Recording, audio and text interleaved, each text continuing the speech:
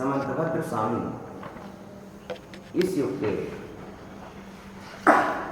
द्वितीय शताब्दी के महान नैयायिक तार्किक आचार्य हुए हैं। न्याय के क्षेत्र में समंतभद्र स्वामी न्याय के पितामह कहे जाते हैं। समंतभद्र स्वामी ने न्याय को प्रकट किया है। कुंद स्वामी ने अध्यात्म विविधता के द्वारा जैन सिद्धांत को परोसा और समंतभद्र स्वामी ने अपने समकालीन अन्य मतों को सामने देखते हुए जैन मत की, जैन धर्म की विजय पताका का माध्यम न्याय को चुना। न्याय के माध्यम से समंतभद्र स्वामी ने पूरे विश्व में विविध स्थानों पर विजयश्री प्राप्त की। समंतभद्र स्वामी एक ऐसे प्रबल तत्वज्ञानी थे कि इन्होंने किसी भी मत का नाम उल्लेख नहीं किया है। किसी भी मत का नाम उल्लेख किए बिना उस मत की मान्यता को सामने रखते हुए यदि वह मान्यता अनेकांत सम्मत है तो उसको जैन धर्म की मान्यता माना और अनेकांत और स्यात्वाद के विरोध में जा रही है तो उस मान्यता का परिपूर्ण रूप से खंडन भी किया है। समंतभद्र स्वामी किसी भी संप्रदाय, किसी भी पक्ष के समर्थक न होकर के वह सिर्फ अनेकांत और स्यात्वाद के समर्थक थे। इन्होंने न्याय के क्षेत्र में स्वयंभू स्तोत्र रचा, न्याय के क्षेत्र में देवागम स्तोत्र रचा, न्याय के क्षेत्र में इत्यानुशासन नाम का ग्रंथ रचा, सदाचार के क्षेत्र में रत्नकरंडक श्रावकाचार रचा और इनकी सबसे महान कृति तो गंधस्थी महाकाव्य रही जो हम तक नहीं पहुंच पाई। प्रिय बंधुओं, आप्त और मीमांसा दो शब्द हैं। आप्त परम हितोपदेशी सर्वज्ञ को आप्त कहते हैं। प्रत्यक्ष ज्ञानी परम हितोपदेशी को आप्त कहते हैं। जब हम कह चुके थे मोक्ष मार्गस्य नेतारं भित्तारं कर्मभूमितां ज्ञातारं विस्तत्वानां वंदे तद्गुणलब्धे, तो इन तीन बातों के कहते हुए प्रश्न खड़े हो गए थे, क्या कोई विस्तत्व का ज्ञाता है?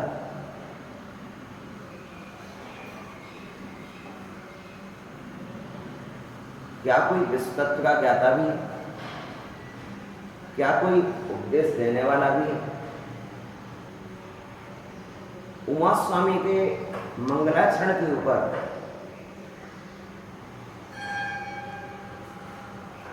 एक ग्रंथ अवतरित हो गया। एक मंगलाचरण मात्र 2 लाइन के मंगलाचरण को विस्तार देने के लिए एक ग्रंथ रचा गया। आप्त शब्द का तात्पर्य सिर्फ सर्वज्ञ और हितोपदेशी है। स्पष्ट ध्यान रखें, सिद्ध भगवान आप्त नहीं है, आचार्य उपाध्याय साधु भी आप्त नहीं है। 5 परमेष्ठी में सिर्फ एक परमेष्ठी अरहंत, और अरहंत भी सभी अरहंत आप्त नहीं है। हम न्याय पढ़ रहे हैं और न्याय के क्षेत्र में जो है यहाँ पर बात भक्ति से नहीं की जाती है, यहाँ पर बात तर्क और युक्ति से की जाती है।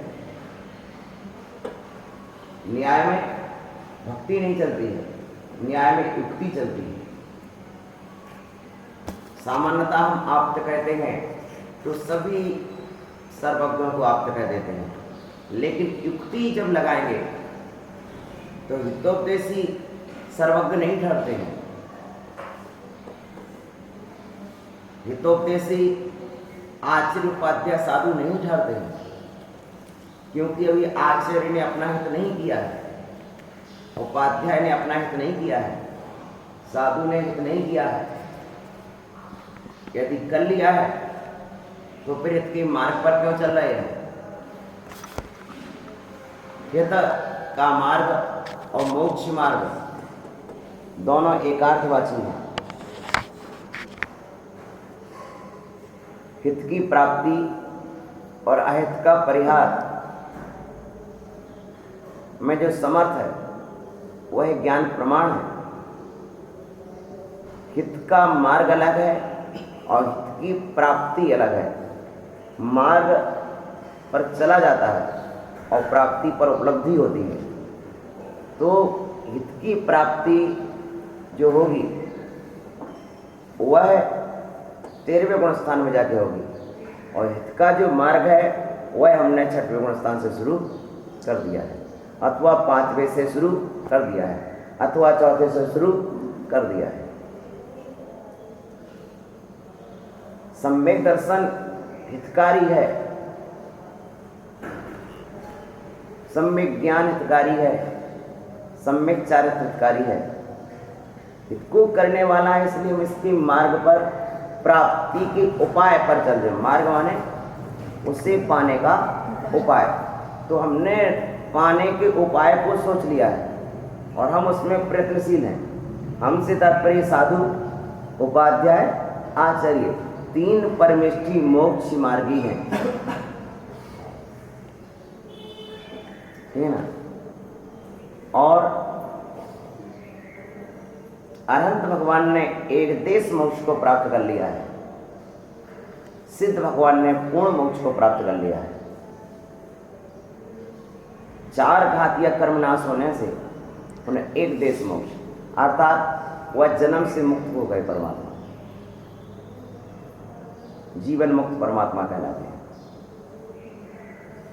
आइए मैं आपके समक्ष आत्ममीमांसा नामक न्याय ग्रंथ को रख रहा हूं, और ये न्याय ग्रंथ बड़ा ही महत्वपूर्ण है। समर्थभद्र स्वामी ने अपनी बात किसी को मनाने के लिए नहीं कही, समर्थभद्र स्वामी को अपनी बात कहनी थी, अपने प्रभु से कही। और इसलिए समर्थभद्र स्वामी एक स्तुतिकार रहे हैं, जिन्होंने स्वयं स्तोत्र में न्याय भरा। आप्तिमीमांसा का अपर नाम देवागम स्तोत्र है। इसे देवागम इसलिए कहते हैं क्योंकि देव और आगमन शब्द से इस ग्रंथ का प्रारंभ हुआ है ना। देव आगम इस शब्द से ग्रंथ का शुभारंभ हुआ है, इसलिए इस ग्रंथ का नाम देवागम है। और फिर इसका आप्तिमीमांसा क्यों नाम है? क्योंकि सिर्फ आप्त के विषय में विचार किया गया है। क्योंकि हम पढ़ चुके थे आप्त, वचन, निबंधन, मर्थ ज्ञान, आगमा। आप्त के वचन समूह से होने वाले अर्थ के ज्ञान को आगम कहते हैं।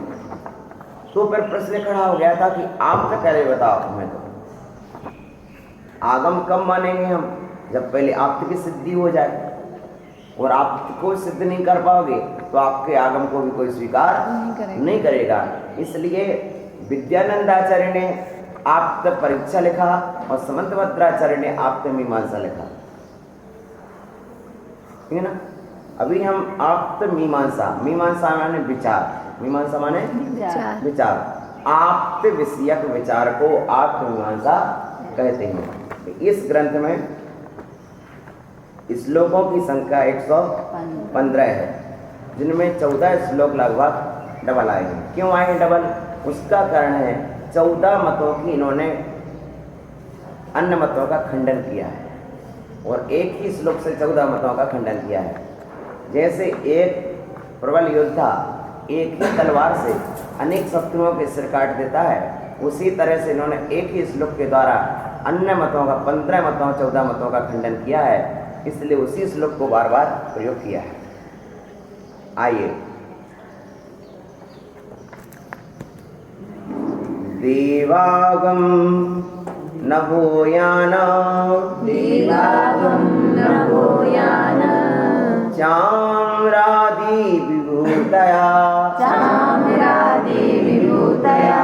देवागम नभोयान चाम्रादि विभूतया माया विश्वपि दृश्यन्ते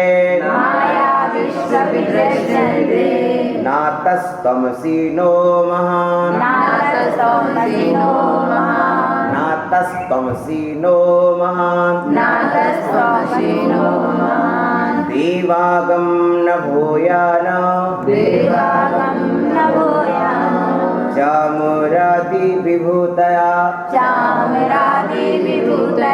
माया विश्वपि दृश्यन्ते नातस्तमसि नो महान् नातस्तमसि नो महान् नो महान् नो महान् त्वं नो महान् त्वं महान नो असि, तुम महान नहीं हो। तुम महान, जितने भी स्तुति करने वाले होते हैं वे भगवान के गुणों को बढ़ा चढ़ा कर कहते हैं, लेकिन ये परीक्षा प्रधान स्तुति करते हैं, ठीक है ना। ये देख रहे थे कि मेरे पीछे बैकग्राउंड में कितने लोग खड़े हुए। मैं स्तुति कर रहा हूं, लेखक को हमेशा पाठक दिखता है और वक्ता को हमेशा श्रोता दिखता है। लेखक पाठक की ओर से लिखता है और वक्ता श्रोता की ओर से बोलता है। वक्ता बोलता है, भाव वक्ता का होता है, श्रोता भाषा श्रोता की होती है।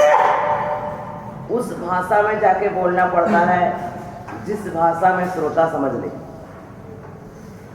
और लेखक को उस भाषा में लिखना पड़ता है जिस भाषा में पाठक पढ़ ले।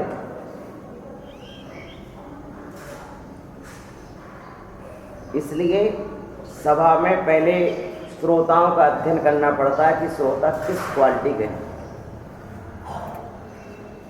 हमें कौन सी भाषा यूज करना पड़ेगी इनके साथ, एक किस भाषा को हृदयंगम कर सकते हैं।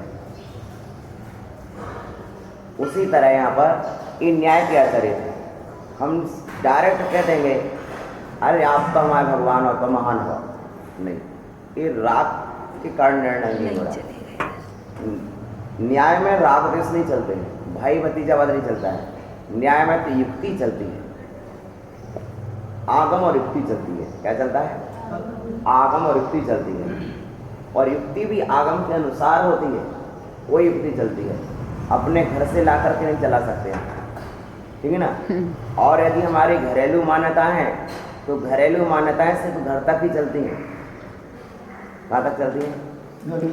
घर तक ही चलती हैं भाई।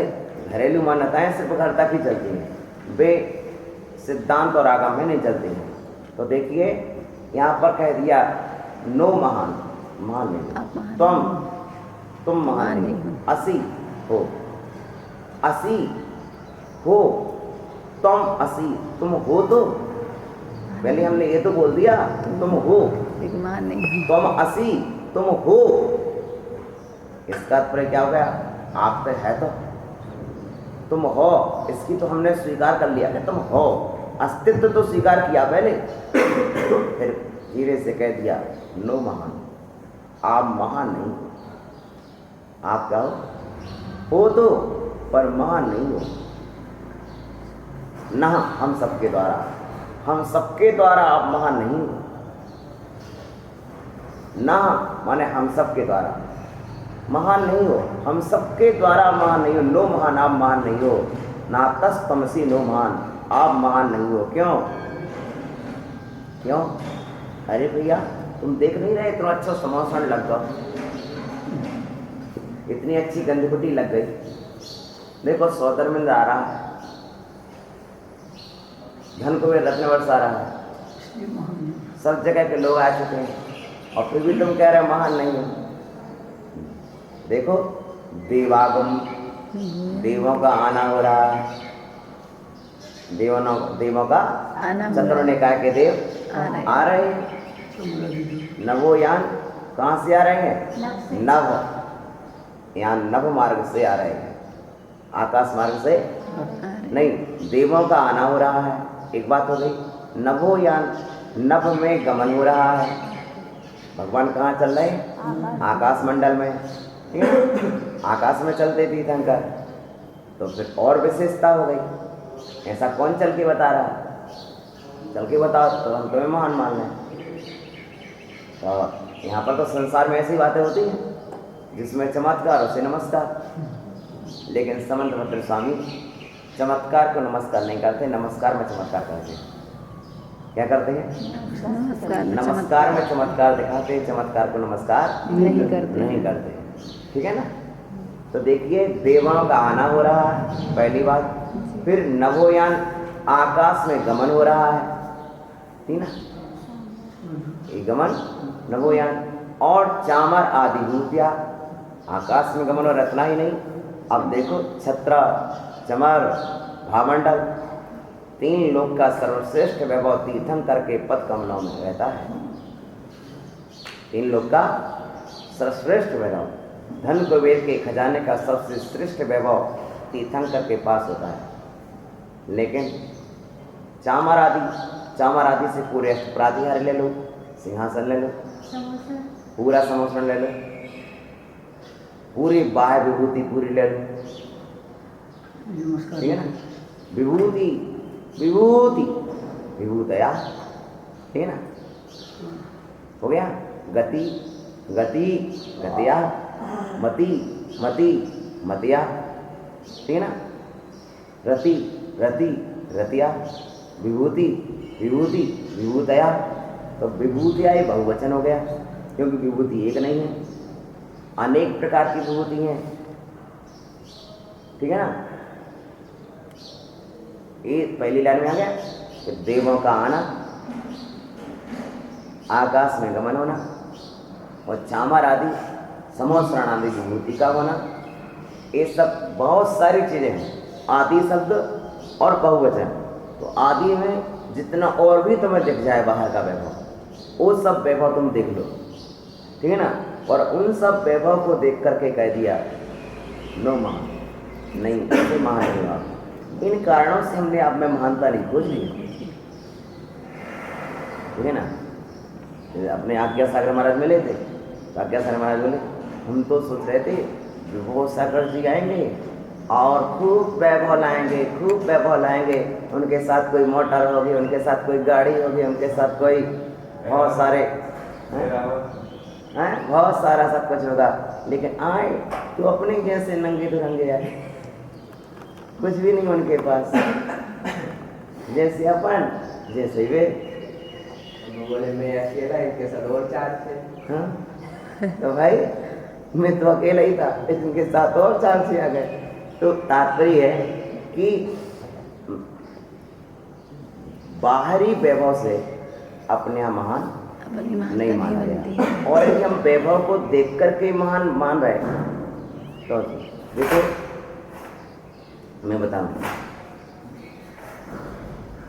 एक बार कोई त्योहार था और त्योहार पर इन्होंने बहुत अच्छा डेकोरेशन किया, तो फिर मैंने मना किया कि देखो अपन साधु लोग करते हैं ना, साधु लोग रंग नहीं देते दूसरों को, अंतरंग की भावनाएं देते हैं, और अंतरंग की भावनाएं अंतरंग के विचारों से मिलती हैं। तो हमें जब भी क्या करना चाहिए, कोई अवसर आता ना, तो हमें अपने अंतरंग जो विचार हैं उन विचारों को लिखना चाहिए। उस समय कुछ ने रात भर मेहनत की थी और सुबह रोग लिया, लेकिन उसका परिणाम ये हुआ कि इस बार शुद्धात्म सागर महाराज ने जो भी विचार आते हैं उनको अच्छी कलम से लिख के रख लेते हैं और पॉलिथीन में रख लिए। अब जहाँ कहीं भी अवसर आया तो उसको लगा दिया। तो इससे व्यक्ति आता है, एक कोई ना कोई विचार तो पड़ता है, उसके दिमाग में जिनवाणी प्रवेश तो करती है किसी रूप में, किसी न किसी रूप में जिनवाणी का प्रवेश उसके मस्तिष्क में, उतने समय 5 मिनट उसका उपयोग तो लगेगा जिनवाणी में। तो ये लक्ष्य होता है। तो देखिए, बाहरी वैभव क्या है, उस अपनी महानता का प्रतीक नहीं है। यदि कोई बाहरी वैभव से, या सिंहासन सोने का है या चांदी का है, यानी बाहरी वैभव से अपने आप को महान सिद्ध करना चाहे, तो महान तो सिद्ध नहीं होता है, वह संबंधपत्र की दृष्टि में मूर्ख सिद्ध जरूर होता है। तो क्या कह रहे, मायाविषु, मायावियों में अपि दृश्यन्ते ते आते अंते, ये सब चीजें तो मायावियों में मायावी आधार हो गए। इन सब के आधार तो मायावी जादूगर भी टिक जाएंगे। जादूगर इन सबको दिखा सकता है, कोई बड़ी चीज नहीं है। तुमने सुना भी है, ओ कौन थे, एक छुल्लक जी रेवती रानी की परीक्षा लेने पहुंचे तो उन्होंने समोसन भी रख दिया था। शिवम तीर्थंकर भी बन गए थे, ब्रह्मा विष्णु महेश सब रख दिए थे उन्होंने, समझे ना। तो तात्पर्य के तो माया कोई जादूगर भी इतना काम कर सकता है, विद्याओं से काम हो सकता है। ये कोई काम, ये विद्याओं के काम हो सकते हैं, इससे आप महान नहीं हो। ये तो कोई विद्याधर भी कर सकता है, ठीक है ना। तो माया विषु अपनी, मायावियों में दृश्यन्ते देखा जाता है।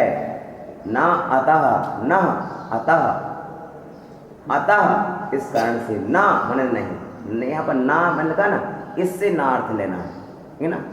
ना अतः, इससे यहाँ पर ये वाले ना से ना लेना अर्थ, और नो से लेना है हम सब के द्वारा महान ना, हम सब के द्वारा आप महान नहीं हो, पूज्य नहीं हो।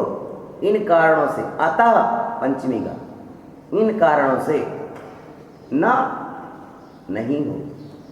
कौन, तुम महान नहीं हो, इन कारणों से तुम महान नहीं हो। नो माने हम सबके द्वारा, नो माने हम सबके द्वारा। विसर्ग सहित है ना, तो जब विसर्ग सहित आता है ना, तो हम सबके द्वारा षष्ठी में लग जाता है, हम सबके द्वारा, ठीक है ना। कुर्वन्तु नो मंगलम, हम सभी का मंगल करें, ठीक है ना। तो हम सभी के द्वारा आप महान नहीं हो। यदि ये मान्यता हो जगत में कि देखो भैया, जैनों के भगवान तो देखो आकाश में चल रहे हैं, जैनों के भगवान तो देखो कैसो सुंदर समोसन लगे, देखो तो जैनन के भगवान को कैसी सोना चांदी बरस रहा। तो भैया जिस सब इन कारणों से तो उन्हीं के ते माने जा सकते हैं आप, हमारे यहाँ आपकी पूजा नहीं है। तो फिर पहली बात में क्या कह दिया, अपने आप सीधा स्वीकार नहीं कर लिया। फिर आगे क्या कह रहे हैं, तो भैया बाहरी विभूति से नहीं स्वीकार, तो जी तो देखो भैया शरीर की असर चमक रहा सोना सा। अध्यात्म वैरप्येश विग्रहादि महोदया दिव्या सत्यो दिवौकस्व व्यस्ति रागादि मत्सुषा व्यस्ति रागादि मत्सुषा अध्यात्मं वैरप्येश विग्रहादि महोदया दिव्या सत्यो दिवौकस्व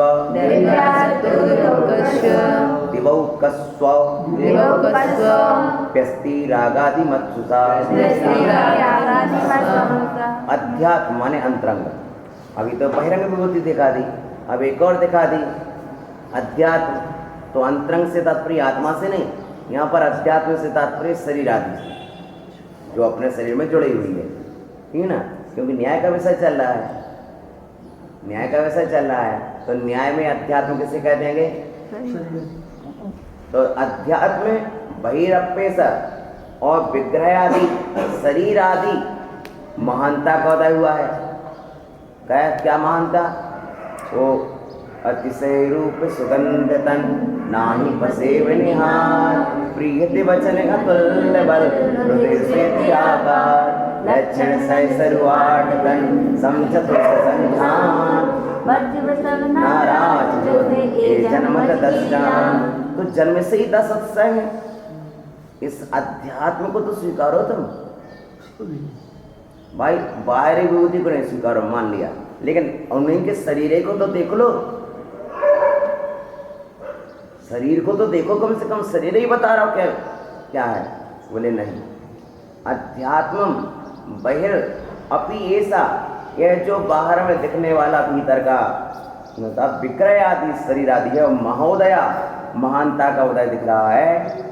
दिव्या वह दिव्य है, सत्य है, पर दिवौकस्व, ये तो दिवौकस्व, ये तो स्वर्ग के देवों में भी पाया जा सकता है, ये तो स्वर्ग के देवों में भी पाया जा सकता है। और रागादि मत्सुसा, वह तो रागादि मान के अंदर भी पाया जाता है। यदि तुम्हारे शरीर में पसीना नहीं आता तो कौन सी बड़ी बात हो गई?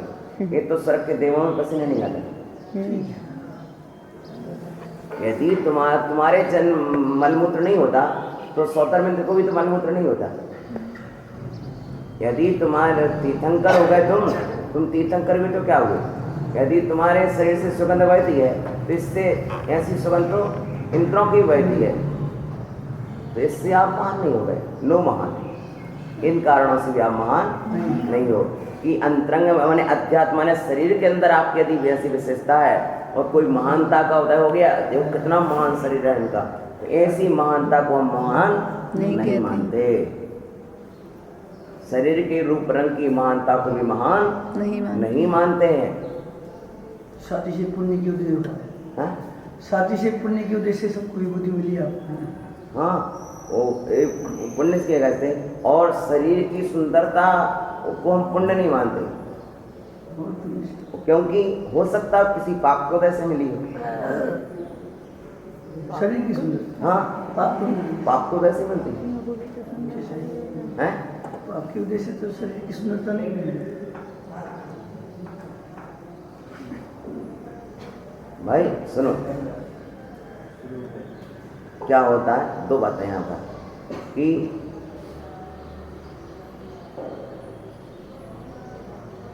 एक जीव ने बहुत साधना की और बहुत साधना करने के बाद क्या विचार किया, यदि मेरी कोई तपस्या का कोई फल हो तो हे प्रभु मैं इतना सुंदर बनूं कि जिस तरह इसके पीछे 5-5 चल रहा है, मेरे पीछे भी 5-5 चल रहा है। ये जिंदत का है, 5 साल समझ रहे हैं? अने वहाँ निदान बंद हो गया ना, उच्च कोटि का पुण्य रहा क्या, तो परिणाम समझ कर रहा है कि और भी उससे भी नीचे चले जा कि पाप शरीर की सुंदरता मिलने के बाद व्यक्ति दुरुपयोग कर रहा ना, तो उस जीव का कहीं ना कहीं किसी अस्त्र में पाप था, जिसके पाप के कारण ऐसा शरीर मिला कि जिसके कारण तो पाप में पड़ गया, पाप में पड़ गया।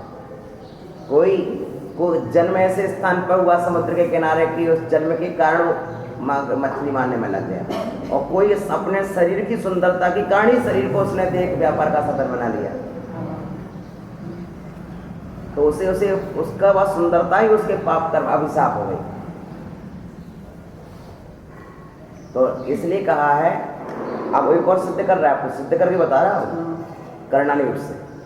देखो स्पर्श रस गंध और वर्ण, ये 20 प्रगतियां हैं, और 20 पाप रूप भी होते हैं, 20 पुण्य रूप भी होते हैं। 20 पाप रूप भी होती हैं और 20 पुण्य रूप भी होती हैं। इसलिए काला रंग अच्छा है कि गोरा रंग अच्छा है? उन्होंने कहा नहीं, यथोचित काला भी अच्छा है, क्योंकि 20 पुण्य रूप में 20 पाप रूप प्रगतियां हैं। भैया मीठा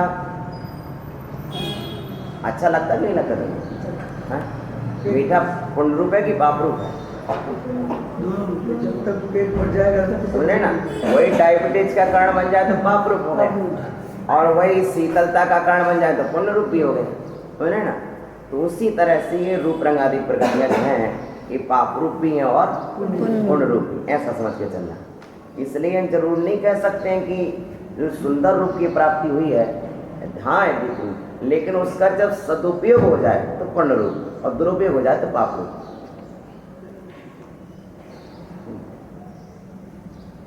अध्यात्म वैरप्य सर, अध्यात्म, क्योंकि आज एक से विश्व सुंदरी प्रतियोगिताएं हो रही और सब 7 वैष्णव में लीन, 7 वैष्णव में लीन है, तो वो पाप के कारण ही, पाप का उदय तुम्हारा भविष्य में आना था, इस कारण तुम वो दिशा में चुने गए, और पुण्य का उदय होता तो तुम्हें और दिशा में चुने जाते।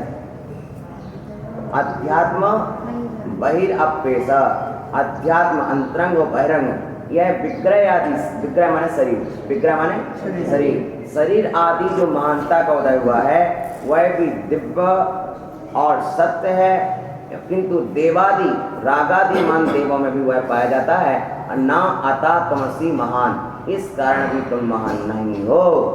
रागादि मत्सु दृश्यन्ते, रागादि मान देवों में भी देखा जाता है। ना अता, पहली लाइन पे दूसरे चरण में जो कहते वापस, दृश्यन्ते रागादि मान देवों में भी देखा जाता है। ना अतः तुम महान, इस कारण भी तुम महान नहीं हो। ओम नमः शिवाय। हो गया।